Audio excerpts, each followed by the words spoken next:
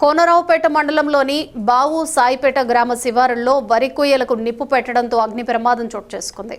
ఈ ఘటనలో సుమారు 5 ఎకరాల విస్తీర్ణంలో మంటలు వ్యాపించగా గ్రామ శివారుల్లోని నివాస గృహాలకు ముప్పు ఏర్పడింది. పంట కోతల అనంతరం పొలాల్లో మిగిలిపోయిన వరి కొయ్యలను తొలగించే క్రమంలో ఎవరో నిప్పు పెట్టినట్లు స్థానికులు తెలిపారు. గాలి తీవ్రత ఎక్కువగా ఉండటంతో మంటలు వేగంగా వ్యాపించి విస్తారమైన ప్రాంతాన్ని చుట్టుముట్టాయి. దీంతో మంటలు సమీపంలోని ఇళ్ల వైపు దూసుకెళ్లే పరిస్థితి ఏర్పడి గ్రామస్తులు ఆందోళనకు గురయ్యారు. సమాచారం అందుకున్న గ్రామ సర్పంచ్, ఉప సర్పంచ్ వెంటనే ఘటనా స్థలానికి చేరుకుని సహాయక చర్యలను పర్యవేక్షించారు. గ్రామస్తుల సహకారంతో వాటర్ ట్యాంకర్ల ద్వారా నీటిని చల్లుతూ మంటలను అదుపులోకి తీసుకురావడానికి తీవ్రంగా శ్రమించారు. వారి సకాల చర్యలతో మంటలు నివాస ప్రాంతాలకు చేరకుండా నిలువరించగలిగారు. అజాగ్రత్తగా వరి కొయ్యలను కాల్చడం వల్లే ఈ ప్రమాదం సంభవించినట్లు స్థానికులు పేర్కొన్నారు.